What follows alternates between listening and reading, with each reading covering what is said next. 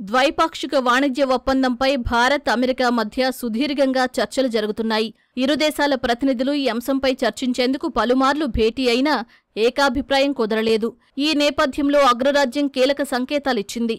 ఈ ప్రతిష్టంభన తొలగి ట్రేడ్ డీల్ ఓ కొలిక్కి రావాలంటే భారత ప్రధాని నరేంద్ర మోదీ, అమెరికా అధ్యక్షుడు డొనాల్డ్ ట్రంప్ మధ్య భేటీ తప్పనిసరి అని అగ్రరాజ్యం భావిస్తోంది. దీనిపై ఇప్పటికే వాషింగ్టన్ నుంచి భారత్కు సంకేతాలు అందినట్లు కేంద్ర ప్రభుత్వ సీనియర్ అధికారులను ఉటంకిస్తూ జాతీయ మీడియా కథనం ప్రచురించింది. భారత్, అమెరికా మధ్య వాణిజ్య ఒప్పందం ప్రకటనకు ముందు ప్రధాని మోదీతో భేటీ కావాలని అమెరికా అధ్యక్షుడు ట్రంప్, ఆయన కార్యవర్గం భావిస్తున్నట్టు తెలుస్తోంది.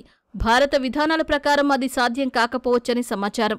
సాధారణంగా ఒకసారి ట్రేడ్ డీల్ కుదిరిన తర్వాతే ఇరు దేశాధినేతలు మాట్లాడుకుంటారని అధికారిక వర్గాలు తెలిపాయి.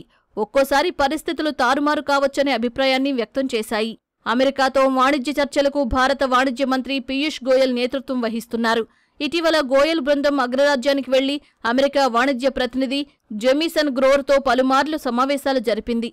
అయితే ట్రంప్, మోదీ కూడా దీనిపై భేటీ కావాలని అమెరికా అభిప్రాయపడుతోంది. సెర్గియో గోర్ దీనిపై కేంద్రంతో చర్చించే అవకాశాలున్నట్లు తెలుస్తోంది.